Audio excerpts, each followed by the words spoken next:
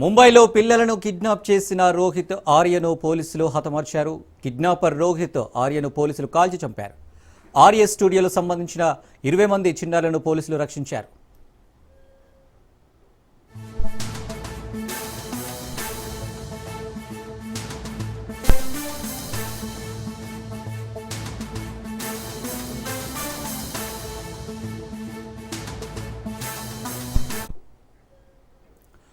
ముంబైలో పిల్లలను కిడ్నాప్ చేసిన రోహిత్ ఆర్యను పోలీసులు హతమార్చారు. కిడ్నాపర్ రోహిత్ ఆర్యను పోలీసులు కాల్చి చంపారు.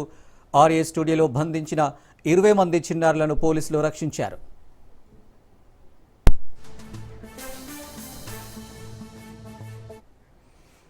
రెడ్డిగా దీనికి సంబంధించి మరిన్ని డీటెయిల్స్ మా క్రైమ్ బ్యూరో చీఫ్ మధు లైవ్లో అందిస్తారు. మధు, తప్పు చేసిన రోజే ఇక పోలీసుల నుంచి తప్పించుకోకుండా పైలోకాలకైతే వెళ్ళిపోయాడు రోహిత్.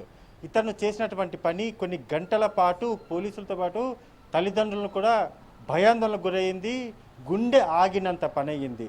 స్టూడియోకు పిలిపించి ఆడిషన్స్ పేరుతో 20 మంది చిన్నారులను కిడ్నాప్ చేసి వాళ్ళందరినీ కూడా చంపేస్తానంటూ కూడా బెదిరించాడు. ఎందుకురా ఏమన్నా పైత్యం ఎక్కిందా అంటే ఖచ్చితంగా అతనికి పిచ్చెక్కింది. పూర్తిగా కూడా అతను చెప్తున్నటువంటి రీజన్స్ ఏవైతే ఉన్నాయో ఎవరు కూడా ఇక్కడ ఉన్నటువంటి సమాజంలో ఉన్నటువంటి వారందరూ కూడా ఏమాత్రం కూడా రూల్స్ అండ్ రెగ్యులేషన్స్ అంటూ కూడా ఏదేదో పిచ్చికి అసలు పిచ్చి పరాకాష్ఠకు చేరి ఏం చెప్పాలో తెలియక ఇలా ప్రవర్తించేటటువంటి పర్సన్ ఇక పైన ప్రపంచంలో ఎక్కడా కూడా ఉండకూడదు అని కరెక్ట్గా పాయింట్ బ్లాక్లో గన్ను పెట్టినటువంటి ముంబై పోలీసులు ఒకే ఒక్క షాట్కి అయితే లేపి పక్కన పడేశారు. అంతటి నీచుణ్ణి వాడు బ్రతికున్నాడా లేకపోతే బ్రతికున్నా కానీ ఎందుకు బ్రతికున్నాడు, ఇంకా బ్రతికే ఉంచారా అనేలాగా అతని ప్రవర్తన అయితే ఉంది. ఖచ్చితంగా ముంబై పోలీసులకు హ్యాట్స్ ఆఫ్ అయితే చెప్పాలి. వాళ్ళు చేసినటువంటి పని ఏదైతే ఉందో 20 మంది చిన్నారులతో పాటు వాళ్ళ తల్లిదండ్రులు కూడా ఎంత భయపడి ఉంటారు. ఆ చిన్న పిల్లలు ఎంత భయపడి ఉంటారు. ఒకవేళ అతను ఆ 20 మంది చిన్నారులను ఏదైనా చేసి ఉంటే ఎవరు సమాధానం చెప్పగలరు? ఒకే ఒక్క ప్రాణం అతను రోహిత్ ఎవరైతే ఉన్నారో వాడి ప్రాణం పోయినా కానీ అక్కడ ఉన్నటువంటి స్థానికులందరూ కూడా పోలీసులు చేసినటువంటి పని కరెక్టే, అందులో ఎటువంటి డౌటు లేదు. ఎందుకంటే అక్కడ ఎవరైతే పిల్లలు ఉన్నారో వాళ్ళని చూడాలి. అతని మీద పోలీసులు ఎన్కౌంటర్ చేశారా లేకపోతే అతను తీసేశారా అదంతా కూడా నథింగ్.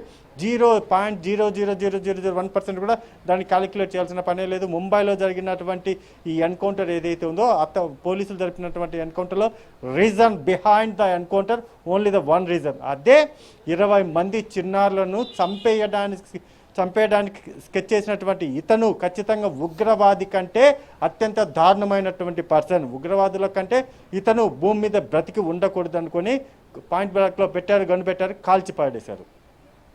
మధు, ప్రజెంట్ 20 మంది చిన్నారుల పరిస్థితి ఎలా ఉంది? సేఫ్, ఆల్ ఆర్ సేఫ్, ఎవరికి ఎటువంటి ప్రమాదము లేదు. అందరినీ కూడా అతని దగ్గర తెచ్చుకున్నటువంటి రసాయనాలు ఏవైతే ఉన్నాయో కొన్ని రసాయనాలను తీసుకొని వచ్చాడు. వాటన్నిటి కూడా అతని దగ్గరే దాచిపెట్టుకొని ఉన్నాడు. ఎప్పుడైతే ఆడిషన్స్ పెడుతూ పిల్లల్ని పిలిపించుకున్నటువంటి అతను ఉన్నాడో అతను పిలిపించిన తర్వాత ఆ పిల్లలందరినీ కూడా కిడ్నాప్ చేసి ఒక వీడియోని కూడా రిలీజ్ చేశాడు. రిలీజ్ చేసినటువంటి వీడియోలో కూడా ఏదేదో కారణాలు చెప్పాడు. అది ఎవరికి అర్థం కానటువంటి రీజన్స్. పిచ్చోళ్ళు ఏదైతే పిచ్చాసుపత్రిలో ఉంటారో అటువంటి పిచ్చాసుపత్రిలో ఉండేటటువంటి ఒక పేషెంట్ మాట్లాడేటటువంటి మాటల్లాగానే ఇతను కూడా చెప్పినటువంటి రీజన్స్ ఆ విధంగానే చూడాలి. అలానే చూసి ఇతను ఖచ్చితంగా భూమి మీద ఉండకూడదు. బ్రతికి ఉంటే మాత్రం ఖచ్చితంగా కూడా అనేక మంది ప్రాణాలకు ఇబ్బంది. ఇకపైన ఇప్పుడే కాకుండా ఫ్యూచర్లో కూడా ఇలాంటి సంఘటనలు చేసే అవకాశం లేకపోలేదు. చిన్నపిల్లల ప్రాణాలను వీడు టార్గెట్గా పెట్టుకొని పని చేశాడు. టార్గెట్ చేసుకొని ఏదైనా చేయాలని చూసినటువంటి ఇతను ఖచ్చితంగా కూడా భూమి మీద ఉండాల్సినటువంటి పర్సన్ అయితే కాదు. అందుకోసమే ముంబై పోలీసులు అది రీజన్స్ ఏదైనా సరే అతన్ని మాత్రం షూట్అవుట్ చేశారు, అవుట్ అయితే చేశారు. Right Madhu, thank you.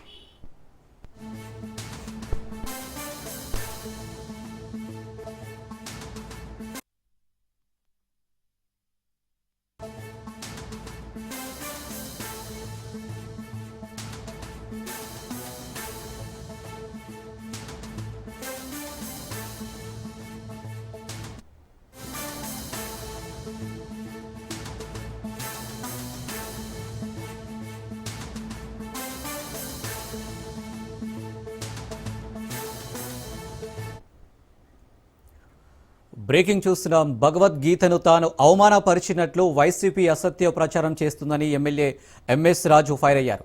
రాజ్యాంగం వల్ల దళితుల జీవిత ప్రమాణాలు మెరుగుపడ్డాయని తాను వ్యాఖ్యానించానని అన్నారు. మోంతా తుఫాను ప్రభావంతో ప్రజలకు ప్రభుత్వం అందిస్తున్న సేవలను డైవర్ట్ చేసేందుకే వైసీపీ ఈ తరహా కుట్రకు తెరతీసిందంటూ ఆగ్రహం వ్యక్తం చేశారు. తాను దళిత హిందువునని, కానీ భూమన కరుణాకర్ రెడ్డిలాగా ఇంట్లో ఒక మతం, బయట పదవుల కోసం మరో మతం ఆచరించే వ్యక్తిని కాదంటూ ఎమ్మెల్యే ఎంఎస్ రాజు స్పష్టం చేశారు.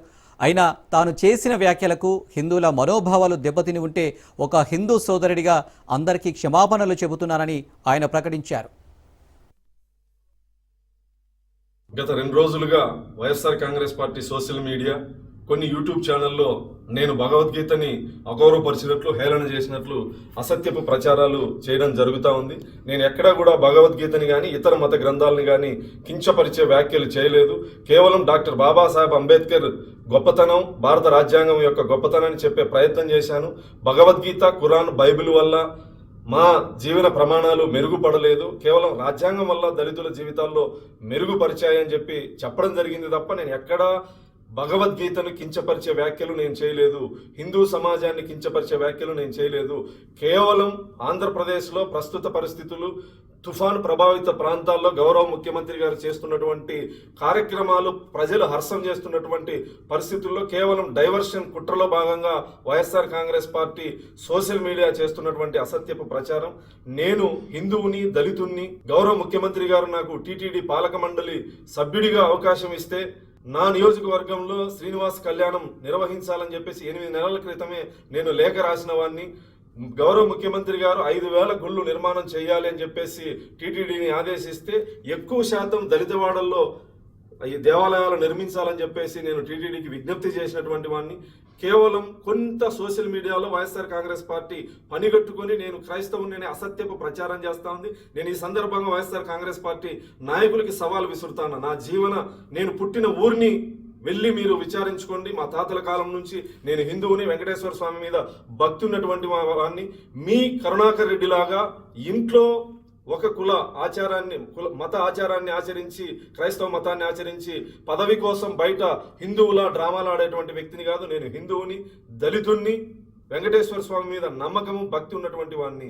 దయచేసి నా హిందూ సమాజం వైఎస్ఆర్ కాంగ్రెస్ పార్టీ చేసేటువంటి కుట్రలో భాగస్వామ్యం కావద్దని చెప్పేసి ఈ సందర్భంగా విజ్ఞప్తి చేస్తూ, భగవద్గీతను నేను కించపరిచానని మీ మనోభావాలు దెబ్బతింటే నేను ఒక హిందూ సోదరుడిగా నేను మిమ్మల్ని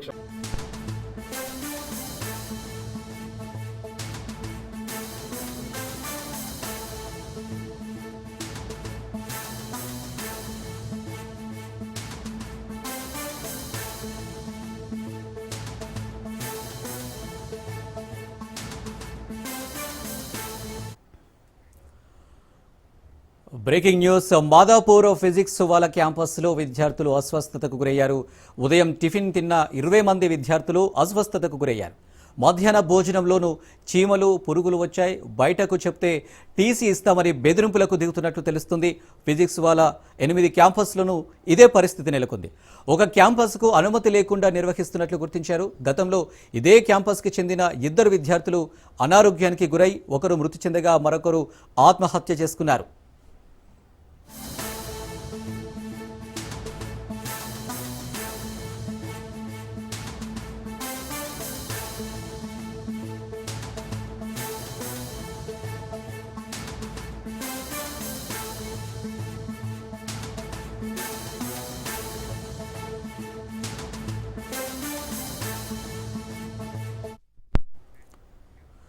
మాదాపూర్ ఫిజిక్స్ వాళ్ళ క్యాంపస్లో విద్యార్థులు అస్వస్థతకు గురయ్యారు.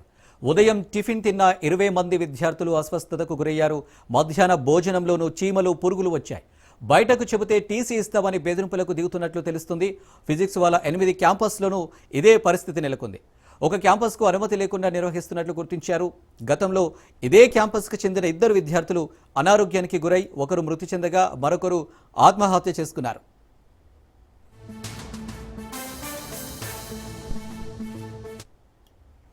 రైట్గా ఈ ఇష్యూకు సంబంధించి మరిన్ని డీటెయిల్స్ మా ప్రతినిధి పవన్ లైవ్లో అందిస్తారు. పవన్, మాదాపూర్లోని ఫిజిక్స్ వాళ్ళ క్యాంపస్లో దారుణం చోటు చేసుకుంది. విద్యార్థులకు సరైన ఫుడ్ కూడా పెట్టలేని పరిస్థితిలో ఈ యొక్క ఫిజిక్స్ వాళ్ళ క్యాంపస్ కూడా ఉంది. ఎందుకంటే ఇప్పటికే లక్షలాది రూపాయలు ఫీజుల ద్వారా వసూలు చేస్తారు. వసూలు చేసిన దాని తర్వాత పూర్తిగా వీరికి అన్నం పెట్టలేని పరిస్థితిలో ఉన్నారంటే మనం అర్థం చేసుకోవచ్చు. ఎందుకంటే ఈరోజు ఉదయం టిఫిన్లో కూడా పురుగుల సంబంధించిన టిఫిన్ చేయడంతో 20 మంది కూడా పూర్తిగా అస్వస్థకు గురయ్యారు.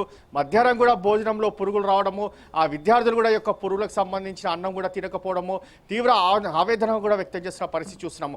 అయినా కూడా కాలేజీ యాజమాన్యం మాత్రం పట్టించుకోవట్లేదని చెప్పి విద్యార్థులు ఆవేదన వ్యక్తం చేస్తున్నారు. ఎవరైనా విద్యార్థులు వచ్చి ఒక దండా చేస్తే మాత్రం టీసీ ఇచ్చి పంపించేస్తామంటూ కూడా హెచ్చరికలు కూడా జారీ చేస్తున్నారు. ఈ యొక్క ఫిజిక్స్ వాళ్ళకి సంబంధించిన క్యాంపస్లో గతంలో కూడా చాలా ఇలాంటి యొక్క ఆరోపణలు కూడా వచ్చాయి. ఎందుకంటే గతంలో ఈ యొక్క ఫుడ్ తిని పూర్తిగా అనారోగ్యానికి గురై ఒక వ్యక్తి చనిపోగా మరొక వ్యక్తి ఆత్మహత్యకు కూడా పాల్పడ్డాడు. ఈ యొక్క ఫిజిక్స్ వాళ్ళకి సంబంధించిన క్యాంపస్లో ఇలాంటి దారుణాలు కూడా చోటు చేసుకుంటున్నాయి. కానీ మాత్రము ఫిజిక్స్ వాళ్ళ క్యాంపస్ సంబంధించిన యాజమాన్యం ఎక్కడ కూడా ఎలాంటి చర్యలు కూడా తీసుకోలేని పరిస్థితి చూస్తున్నాము. మరోవైపు చూస్తే 8 క్యాంపస్లలో కూడా ఇదే దుస్థితి ఉంది. ఎందుకంటే ఈ యొక్క భోజనం కావచ్చు, టిఫిన్ కావచ్చు, ఇలాంటి సదుపాయాలు విద్యార్థులకు జాయిన్ చేసుకునే ముందు మాత్రము అన్నీ చెప్తారు. విద్యార్థులు జాయిన్ అయిన దాని తర్వాత వారు యొక్క కండిషన్స్ కూడా ఎక్కడ కూడా వీరు అప్లై చేసుకునే పరిస్థితి కూడా చూస్తున్నాము. ఎందుకంటే ఇప్పటికే ఒక విద్యార్థుల ప్రాణాలతో చిలగాట మారుతున్నారు. అంతేకాకుండా విద్యార్థులకు సంబంధించిన భోజనం సమయంలో మాత్రము ప్రధానంగా వీరు చెప్పిన యొక్క సూత్రాలు మాత్రం పాటించట్లేదని చెప్పి కూడా విద్యార్థులు ఆవేదన వ్యక్తం చేస్తున్న పరిస్థితి కనిపిస్తుంది. ఓవరాల్గా చూస్తే మాత్రము ప్రధానంగా ఫిజిక్స్ వాళ్ళ క్యాంపస్లో మాత్రము చర్యలు తీసుకోవాల్సిందే అనేది మాత్రం విద్యార్థులు ఇప్పటికే చెప్తున్న పరిస్థితి కనిపిస్తుంది. కొంతమంది తాము యొక్క క్యాంపస్లో ఉండలేకపోతున్నాము, తాము యొక్క ఫుడ్ను కూడా తినలేకపోతున్నాము, తాము పూర్తిగా అనారోగ్యానికి గురవుతున్నామని చెప్పి కూడా తల్లిదండ్రులకు యొక్క ఫోన్ చేసి చెప్తున్న పరిస్థితి కూడా చూస్తున్నాము. దీనిపైన యొక్క తల్లిదండ్రులు కూడా వెంటనే ఎలాంటి యాక్షన్ తీసుకుంటారని మాత్రం ప్రధానంగా వేచురాల్సిన పరిస్థితి కూడా కనిపిస్తుంది. మరోవైపు యాజమాన్యం ఇప్పటికైనా ముందుకు వచ్చి తమకు సంబంధించిన పిల్లలకు భరోసా ఇవ్వాలని చెప్పి కూడా విద్యార్థి తల్లిదండ్రులు ఆవేదన వ్యక్తం చేస్తున్న పరిస్థితి కనిపిస్తుంది.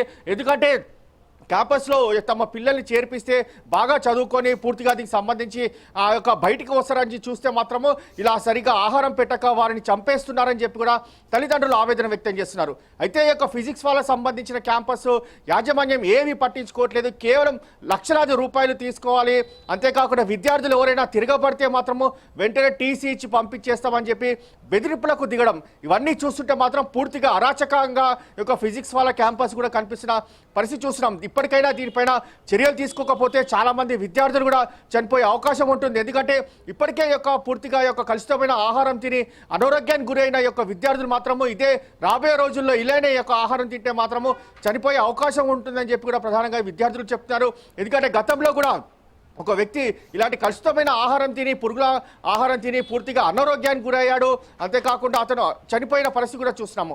మరొక వ్యక్తి చూస్తే మాత్రము ప్రధానంగా యొక్క ఫుడ్కు సంబంధించిన విషయంలో, ఆహారం సంబంధించిన విషయంలో ఎన్నిసార్లు యాజమాన్యం చర్యలు తీసుకోకపోతే పూర్తిగా అతను మనస్తాపానికి గురై అతను ఆత్మహత్య కూడా చేసుకున్న పరిస్థితి చూస్తున్నాం. ఇలాంటి కేసులు ఇంకా చాలా రోజుల్లో, ఇంకా రాబోయే రోజుల్లో పూర్తిగా దీనికి సంబంధించి ఆత్మహత్యలు కావచ్చు, అనారోగ్యానికి గురై చనిపోయే అవకాశం ఉంటుంది అనేది మాత్రము విద్యార్థులు దీనికి సంబంధించి ప్రధానంగా ఆవేదన వ్యక్తం చేస్తున్న పరిస్థితి కనిపిస్తుంది. అయితే ఇప్పటికైనా యాజమాన్యం సరైన ఫుడ్ పెట్టకపోతే మాత్రము విద్యార్థులంతా కూడా తాము బయటికి వచ్చి ఈ రోడ్డుపై బైఠాయించాల్సిన పరిస్థితి కూడా ఉంటుందని చెప్పి విద్యార్థులు కూడా లోపల మాత్రం క్యాంపస్లో చెప్పుకుంటున్న పరిస్థితి కనిపిస్తుంది. అయితే ఎక్కడా కూడా క్యాంపస్ లోపల మీడియాకు మాత్రము ఈ యొక్క ఫిజిక్స్ వాళ్ళకి సంబంధించిన వాళ్ళు ఎవరు కూడా లోపలికి అనుమతించలేని పరిస్థితి కనిపిస్తుంది. ఎందుకంటే లోపల పూర్తిగా అరాచకంగా ఉంటుందనేది మాత్రము ప్రధానంగా విద్యార్థులు చెప్తూనే మనకు అర్థమవుతుంది. కానీ ఈ యొక్క విషయంలో మాత్రం యజమాన్యం పైన చర్యలు తీసుకోవాలి, విద్యార్థుల ప్రాణాలు కాపాడాలని మాత్రము తల్లిదండ్రులు పూర్తిగా దీనికి సంబంధించి తమ ఆవేదన వ్యక్తం చేసిన పరిస్థితి కూడా కనిపిస్తుంది. పవన్, గతంలో ఇదే క్యాంపస్కి చెందిన 2 వ్యక్తులకు సంబంధించి ఒకరేమో చనిపోవడం, ఇంకోరేమో సూసైడ్ చేసుకోవడం కూడా జరిగింది. అంటే ఇప్పుడు 20 మంది, అంటే చర్యలు ఎందుకు తీసుకోలేకపోతున్నారు? యాజమాన్యం ఏం చెప్తుంది దీనిపై? గతం దానికి సంబంధించింది, ఇప్పుడు జరిగిన సిచ్యువేషన్కి సంబంధించి యాజమాన్యం మాత్రము ఎవరు చెప్పినా వినిపించుకోలేని పరిస్థితిలో ఉంది. ఎందుకంటే తమను ఎవరు ఏం చేస్తారు అనేది మాత్రము ప్రధానంగా వారు ధీమా వ్యక్తం చేసిన పరిస్థితి కనిపిస్తుంది. ఎందుకంటే ఇప్పటికే విద్యార్థుల వద్ద డబ్బులు తీసేసుకున్నారు. అంతేకాకుండా దీనికి సంబంధించి ఎవరైనా తిరగబడితే టీసీ ఇస్తామనేది మాత్రం బెదిరింపులకు పాల్పడుతున్నారు. అయితే ఒక విద్యార్థి సంబంధించి సగం సంవత్సరం నుంచి కూడా తాము బయటకు వస్తే పూర్తిగా తమ భవిష్యత్తు అంధకారానికి వెళ్ళిపోతుందని చెప్పి విద్యార్థులు ఏమీ చేయలేని పరిస్థితిలో ఉన్నారు. ఎందుకంటే టీసీ ఇస్తే తాము వేరే కాలేజీలో వెళ్ళి జాయిన్ అవ్వలేకపోతాము. ఎందుకంటే దీనికి సంబంధించి పూర్తిగా యాజమాన్యం దీనికి సంబంధించి పూర్తిగా చర్యలు తీసుకోవాలని చెప్పి గతంలో కూడా చర్యలు చేపట్టినా కూడా ఎక్కడ కూడా యాజమాన్యం సంబంధించి చర్యలు తీసుకోలేదు. ఇప్పటికైతే చూస్తే మాత్రము ఈరోజు ఉదయం టిఫిన్ తిని 20 మంది అస్వస్థకు గురయ్యారంటే ఈ యొక్క పరిస్థితి ఎంత దారుణంగా ఉందో మనము ఆలోచించాల్సిన పరిస్థితి కూడా ఏర్పడింది. మధ్యాహ్నం అయితే ఇప్పటివరకు కూడా ఏ ఒక్క విద్యార్థి కూడా భోజనం చేయలేరు.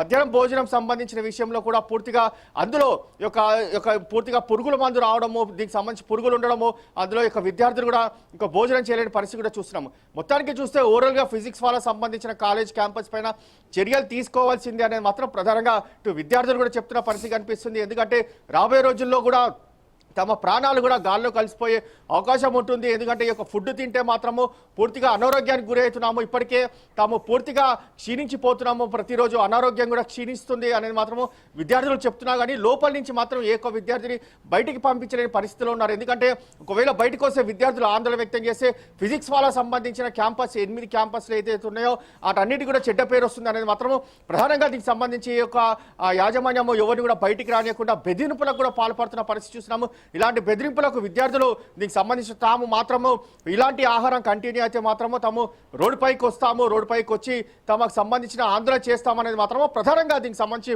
విద్యార్థులు చెప్తున్న పరిస్థితి కనిపిస్తుంది. మొత్తానికి ఫిజిక్స్ వాళ్ళ క్యాంపస్ పైన చర్యలు తీసుకొని విద్యార్థులకు కావాల్సిన సరైన ఆహారం పెడితేనే మంచిదని, లేకపోతే లక్షలాది రూపాయలు కట్టిన డబ్బులు తమకు ఇచ్చేయాలని చెప్పి కూడా విద్యార్థి తల్లిదండ్రులు కూడా పూర్తిగా ఆవేదన వ్యక్తం చేస్తున్న పరిస్థితి కూడా కనిపిస్తుంది. రైట్.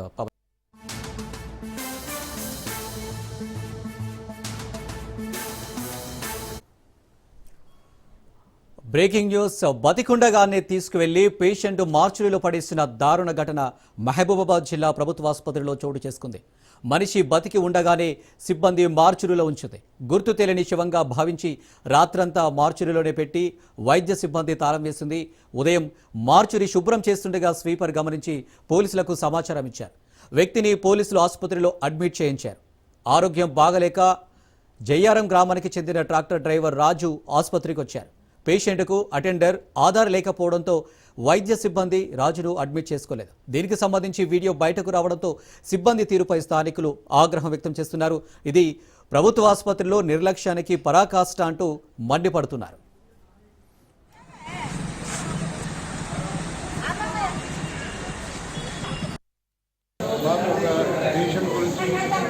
పేషెంట్ని మార్చుని ఆవరణలో బెంచ్ పై పడుకోబెట్టారని తెలిసింది. తర్వాత ఎంక్వైరీ చేస్తే సుమారు 5 గంటలకు గవర్నమెంట్ హాస్పిటల్ శానిటేషన్ సిబ్బంది సూపర్వైజర్ మరియు security guard Rajanna and CS Venkanna అనే ఇద్దరు నిన్న సుమారు సాయంత్రం 5 గంటలకు మార్చుని ఎదురుగా పేషెంట్ పడుకొని ఉంటే అవుట్ పోస్ట్ కానిస్టేబుల్కి ఇన్ఫార్మ్ చేసి ఆయన అపస్మారక స్థితిలో ఉన్నప్పుడు ఆయన తీసుకెళ్లి మార్చుని ఆవరణలో ఉన్న టేబుల్ మీద పడుకోబెట్టడం, బెంచ్ మీద పడుకోబెట్టడం జరిగింది. ఈరోజు పొద్దున డేట్ చేయగానే సదరు పేషెంట్ సిక్గా ఉంటే ఇమీడియట్గా తీసుకొచ్చి ఏఎన్సీలో ట్రీట్మెంట్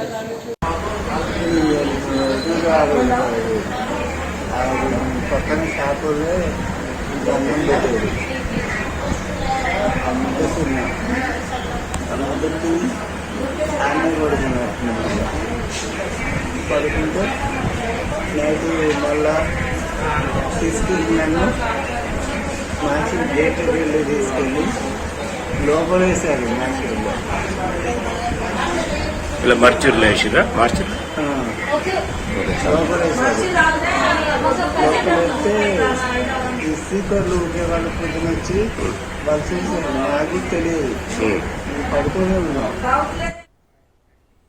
రైట్. ఇక బతికుండగానే తీసుకెళ్లి పేషెంట్ మార్చురీలో పడేసిన దారుణ ఘటన మహబూబాబాద్ జిల్లాలో చోటు చేసుకుంది. ఇక దీనికి సంబంధించి మరిన్ని డీటెయిల్స్ మా ప్రతినిధి చంద్రశేఖర్ అందిస్తారు. చంద్రశేఖర్. అనిల్, మహబూబాబాద్ జిల్లా కేంద్రంలో ప్రభుత్వ జనరల్ హాస్పిటల్లో దారుణం చోటు చేసుకుంది. ఒక వ్యక్తి బ్రతికుండగానే తను తీసుకెళ్లి మార్చురీ రూమ్ లో అయితే తీవ్ర విమర్శలకైతే సాగుతుంది. ఇటు ప్రభుత్వ అధికారుల నిర్లక్ష్యం కూడా, అసమర్థత కూడా మనకు కొట్టొచ్చినట్టు కనబడుతుంది. ముఖ్యంగా ఇటు మహబూబాబాద్ జిల్లా చిన్నగూడూరు మండలం జయ్యారం గ్రామ ట్రాక్టర్ డ్రైవర్ రాజు 3 రోజుల క్రితం ఆరోగ్యం బాగాలేక ప్రభుత్వ ఆసుపత్రిలో ట్రీట్మెంట్ తీసుకోవడానికి అక్కడ రావడం జరిగింది. అతనితోని అటెండర్ ఎవరు అంటే పేషెంట్స్ ఎవరు కూడా లేరనే కారణం ఒకటి, ప్లస్ పేషెంట్ ఎలాంటి ఆధార్ కార్డు లేదు అనే ఉద్దేశంతో ప్రాణాపాయ స్థితిలో కొట్టుమిట్టాడుతూ వచ్చిన వ్యక్తికి వైద్య సేవలు అందించాల్సిన ప్రభుత్వ అధికారులు, ప్రభుత్వ వైద్యులు అతన్ని అడ్మిట్ చేసుకోలేదు. ఈ నేపథ్యంలో పూర్తిగా నిస్సహాయ స్థితిలో ఉన్న రాజు ఆ ప్రాంగణంలో, ఆసుపత్రి ప్రాంగణంలో పడుకొని ఉండడం జరిగింది. అట్లా పడుకొని ఉన్న వ్యక్తి పూర్తిగా నిస్సహాయ స్థితిలో అసలు చలనం లేకుండా ఉండటం, తను పూర్తిగా నీరసించిపోయి ఉండటంతో అక్కడ ఉన్న కొంతమంది వారి దృష్టికి తీసుకెళ్లడంతో తనని తీసుకువెళ్లి మార్చురీ గది, ఎవరైతే చనిపోయిన పేషెంట్లని భద్రపరిచే మార్చురీ గదిలో ఉన్న ఫ్లోర్ మీద పడుకోబెట్టడం జరిగింది. ఈ నేపథ్యంలో తెల్లారి ఆ మార్చురీ శుభ్రం చేసుకోవడానికి వచ్చిన అటెండర్లు అతన్ని చూసి ప్రాణం ఉన్న వ్యక్తిని తీసుకొచ్చి మార్చురీలో పడుకోబెట్టారని గుర్తించి వెంటనే ఆసుపత్రి అధికారుల దృష్టికి తీసుకెళ్లడం జరిగింది. వెంటనే వారు పోలీసులకు సమాచారం ఇవ్వడంతో మార్చురీలో ఉన్న వ్యక్తిని ప్రస్తుతం పోలీసులు జనరల్ ఆసుపత్రిలో అడ్మిట్ చేశారు. ప్రస్తుతం ఆ ట్రీట్మెంట్ అయితే కొనసాగిస్తున్నారు. అసలు ఒక వ్యక్తి తన ప్రాణాపాయ స్థితిలో వచ్చినప్పుడు వైద్యం అందించాల్సిన డాక్టర్ వృత్తికే కళంకం తెచ్చే విధంగా వారు వ్యవహరించిన తీరైతే పలు విమర్శలకి సాధిస్తుంది. ముఖ్యంగా ఆసుపత్రి ఆర్ఎంఓ కూడా పూర్తి నిర్లక్ష్యం, తన యొక్క ఆజమాయిషీ లేకపోవడం, మొత్తం కూడా ప్రభుత్వ వైద్యులు వారు ప్రజలకు ట్రీట్మెంట్ ఇచ్చే విషయంలో పూర్తిగా నిర్లక్ష్యం వహించడం. Right Chandrashekar, thank you.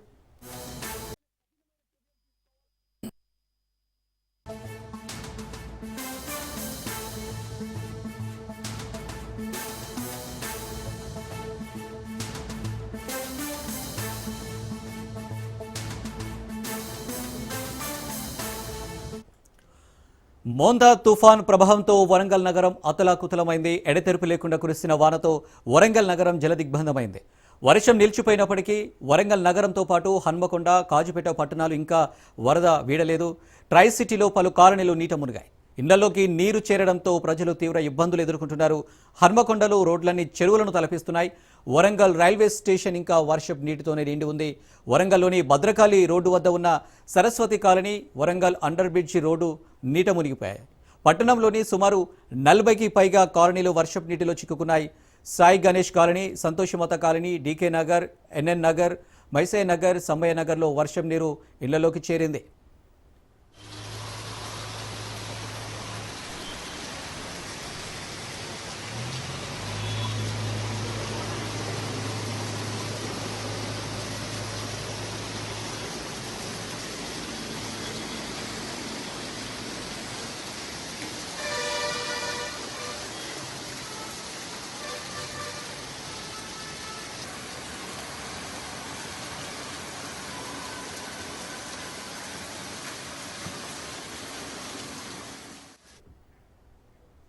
Right, ఇక మోంతా తుఫాన్ ప్రభావంతో వరంగల్ నగరం అతలాకుతలమైంది. ఎడతెరిపి లేకుండా కురిసిన వానతో అయితే వరంగల్ నగరం పూర్తిగా జలదిగ్బంధమైంది. ఇక దీనికి సంబంధించి మరిన్ని డీటెయిల్స్ మా ప్రతినిధి చంద్రశేఖర్ లైవ్లో అందిస్తారు.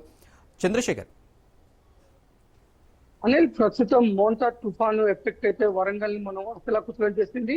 24 గంటలైనా కూడా వరద ఉధృతి అలాగానే ఉంది. ఇటు ప్రస్తుతం మనం అలంకార్ జంక్షన్ లో ఉన్నాము. ఇక్కడ కాపువాడతో పాటు ఇటు పలు కాలనీలు కూడా వరద నీటితో మునిగిపోయి జలమయమని చెప్పుకోవచ్చు. ఇటు బొందువాగు నుంచి వస్తున్న వాటర్ మొత్తం కూడా ఇటు అంటర్ రోడ్ మీదుగా భద్రకాళి చెరువులోకి వచ్చి భద్రకాళి చెరువు మత్తడి ఉధృతంగా ప్రవహిస్తుండటంతో కాలనీలు కూడా మొత్తం కూడా జల దిగ్బంధాలు చిక్కుకున్నాయి.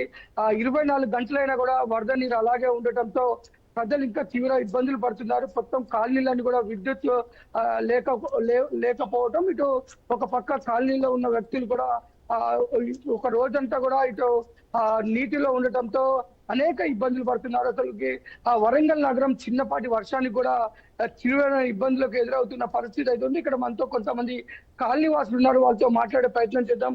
చెప్పండి, అసలు ఏంటి ఇంకా ఇప్పటికి కూడా వరద నీరు అలానే ఉంది? అసలు ఇక్కడ ఉన్న సమస్యలు ఏంటి? ఆ వరద వల్ల ప్రజలు ఏ విధంగా ఇబ్బందులు పడుతున్నారు? భద్రకాళి ఓవర్ వాటర్ ఇటు వస్తున్నాయి అన్న, Appuwada colony, Kakati colony phase 1 phase 3 వస్తున్నాయి. ఈ వాటర్ ఫ్రీగా పోవడానికి అన్ని అడ్డంకులు కబ్జాలు చేసేది. గత గవర్నమెంట్ టైంలో కూడా ఇట్లా చేస్తాం, క్లియర్ చేస్తాం అన్నారు. కానీ ఏం చేయాలి? ఆ గవర్నమెంట్ పోయింది, ఈ గవర్నమెంట్ వచ్చింది. ఈ గవర్నమెంట్ కూడా అంతే రావడం, మాటలు చెప్పడం, వెళ్ళిపోవడం అవుతుంది. ఎంపీలు వస్తున్నారు, ఎమ్మెల్యే ఎవరైనా రోడ్డు మీద వచ్చి మాట్లాడి వెళ్ళిపోతున్నారు. కానీ లోపల బాధల పరిస్థితులు ఎవరు చూడట్లా. తర్వాత ప్రతి కాలంలో కూడా అన్ని కబ్జాలు అయిపోయి వాటర్ స్పీడ్ పోవట్లేదు. మెయిన్ ప్రాబ్లం అదే. ఎందుకంటే నేను పొద్దున్న ఈ దర్శనం పొద్దున్న 6:30 బయటకు వచ్చాను. ఇప్పుడు ఈ టైం వరకు ఇంటికి పోలేదు. నేను ప్రతి మొత్తం ఏరియా తిరిగి వచ్చాను. ఉన్న ఏరియాలో వాటర్ మంచి లాగుతుంది, కావాలి మంచి క్లియరెన్స్ ఉన్న చోట. ఇక్కడ లాగడానికి కారణం ఏంటంటే పెద్దమ్మ గడ్డ ద్వారా ఇసుక డంపింగ్ యార్డ్లు బాగా ఉంది. దానికి మంచి రాజకీయ పలుకుబడులు ఉన్నాయి. పేర్లు చెప్తే బాగోదు. దానివల్ల ఏమనంటే పలానా వాళ్ళు రాజకీయాన్ని వ్యవస్థ నడుపుతున్నారు. వాళ్ళ స్వార్థం కోసం ప్రజలు ఇబ్బంది పడుతున్నారు. దీన్ని త్వరగా పరిష్కరించాలని మేము కోరుకుంటాం. కాపాడుతుంది. అసలు మనం ఇప్పటికి కూడా వరద నీరు అలానే ఉంది. అసలు ఎందుకు వరంగల్లో ఇప్పుడు చిన్నపాటి వర్షం కూడా వరద మొత్తం కూడా రోడ్డు మీదకి వస్తున్న పరిస్థితి, కాలనీలో ఉంటున్న పరిస్థితి, ప్రజలంతా కూడా సమస్యల్లో చిక్కుకుంటున్నారు. ఏంటి అసలు ఈ సమస్యకు అసలు పరిష్కారం ఏంటి? నాళాలు సరిగా లేకపోవడం వలన నీళ్లు ఎక్కడెక్కడ జామ్ అయిపోతున్నాయి. ప్రతి నాలా స్టాప్ ఉంటే నీళ్లు వెళ్ళిపోయేది. ఇప్పుడు నిన్న కురిసిన వర్షానికి ఇప్పటి వరకు ఇక్కడ ఉన్న 24 గంటల నుంచి నీళ్ళు ఇక్కడనే ఉన్నాయి. మేము ఇటు నుంచి అటు పోయే పరిస్థితి లేదు. మా వర్క్ షాప్లన్నీ మునిగిపోయి కార్లలో షెడ్లలో మొత్తం నీళ్లు వచ్చున్నాయి. ఇది ప్రతి వానాకాలం ఇదే సమస్య జరుగుతుంది. ప్రతి ఒక్కరు వస్తున్నారు. దీనికి సమస్యగా మేము పరిష్కారం చేస్తాం అంటున్నారు, కానీ ఇంతవరకు పరిష్కారం కాలేదు. మీరు చూస్తున్నారు నీళ్లు మొత్తం అసలు అటు మనిషి నడిచిపోయే పరిస్థితి. వరంగల్ పబ్లిక్ ఇటు రావాలన్నా పోయి వచ్చే పరిస్థితి లేకుండా ఉన్నది. ఇక్కడ అన్ని ఏరియానే మొత్తం ఆటోమొబైల్ బిజినెస్. ఇక్కడ అందరి ప్రతి ఒక్కరి షెడ్లలో కార్లు మునిగిపోయినాయి. మేము చాలా బాధపడుతున్నాం దీనివల్ల. దీన్ని మాకు తొందరగా దీనికి సమస్యకు పరిష్కారం చేయాలని గవర్నమెంట్ మేము కోరుకుంటున్నాం. మనం చూస్తే గత రాత్రి నుంచి కూడా కాలనీలకు పరిమితం అయిపోయారు. ఒక పక్క కాలనీలు మొత్తం కూడా నీట మునిగిపోయాయి. ప్రభుత్వ అధికారులు పునరావాస కేంద్రాలకు తరలిస్తున్నామంటున్నారు, అత్యవసర సాయం అందిస్తామంటున్నారు. ప్రభుత్వ అధికారులు తీరే విధంగా ఉంది. ఈ వరదల టైంలో వారు ఎలా రెస్పాండ్ అయ్యారంటారు? శంకర్ వెల్డింగ్ వచ్చినట్టు ప్రతి సంవత్సరం ఇదే దారుణమైన పని అవుతుంది. దీన్ని పట్టించుకునే నాడు కూడా కనీసం మన కంటి కూడా పడుతున్నాడు. మనం చూద్దాం సరికి తప్పించుకునే ఉపాయాలు అవుతాయి వాళ్ళకు. ఏ మాత్రం కూడా సరే అన్న దాని మీద పోతుంది. దీనికి ఎటుదిరి గవర్నమెంట్ యాక్షన్ తీసుకుంటే బాగుంటుంది. అవసరం అనుకుంటే అలకాస్ట్ అంటూ కంప్లీట్ గా ఎప్పుడైతే అక్కడి నుంచి ఇక్కడ దాకా ఫ్లైఓవర్ వేస్తేనే ఏమన్నా దీనికి పునర్జన్మం, లేకపోతే మనుషులు ఖచ్చితంగా చనిపోతారు. ఆశలు పోతాయి, చెటలు పోతాయి, అన్ని పోతాయి.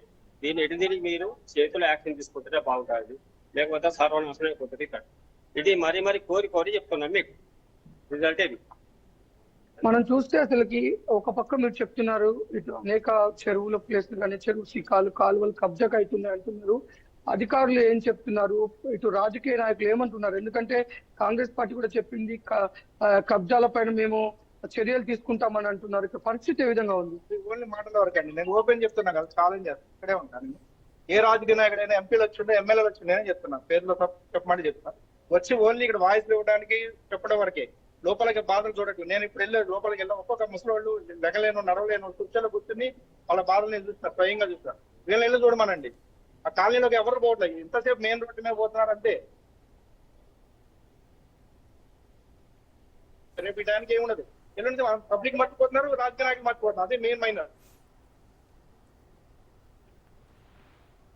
ప్రాబ్లమ్. మళ్ళీ రిపీట్ కాకుండా చేయాలని కోరిక. శాశ్వత పరిష్కారం కావాలంటే ఈ సమస్యకి ఎలాంటి చర్యలు తీసుకోవాలనుకుంటున్నారు? చూస్తున్న బాధలు రాజకీయ నాయకులే చేయగలగాలి. ఈ గవర్నమెంట్ ఆ గవర్నమెంట్ కాకుండా ఎవరైతే గవర్నమెంట్ లో ఉన్నారో వాళ్ళు పవర్ ఉంటుంది. ఆ పవర్ ఉన్నందుకు వాళ్ళు ఎక్కడి నుంచి ఎక్కడ వాటర్ స్టార్ట్ అయిందో, వాటర్ ఎండింగ్ ఎక్కడ వరకు వెళ్తుంది అనేది గవర్నమెంట్ రూల్ ప్రకారంగా ఎంత హద్దు ఉండాలి, ఎంత సరిహద్దులు చేసి క్లియరెన్స్ చేస్తే ఈ ప్రాబ్లం ఎట్టి పడుతూ ఉండదు. ఆ ప్రాబ్లం చేయట్లేదు. ఏంటంటే మేము చేస్తాం అంతే, అయిపోయింది. ఆ రోజు వరకే ఏదో పూటకో మాటలాగా అయిపోతుంది. పొద్దున్న తిన్నాం, టిఫిన్ చేసినా అయిపోయింది, మధ్యాహ్నం భోజనం అయిపోయింది, మళ్ళీ నైట్ సేమ్ అంతే అయినాయి. రెడ్ వచ్చే మొదలెట్టి కథలాగా అయిపోతుంది. అనే ప్రాబ్లం అయితే సాల్వ్ కావట్లేదు. గవర్నమెంట్ చేస్తేనే ఇది అయితే కరెక్ట్ గా తెలుసుకోవాలి. మెయిన్ రోడ్డుకి వస్తున్నారు, లోపల రావట్లేదు, లోపల సమస్యలు తెలుసుకోవట్లేదు ఈ రాజకీయ నాయకులు. ఇదే పరిస్థితి. మొత్తం అధికారులు ఇప్పటికైనా చర్యలు తీసుకోవాలి. మొత్తం ఆ పక్క ప్రణాళికలతోనైతే ఇప్పటికైనా రైట్ చంద్రశేఖర్, థ్యాంక్ యూ.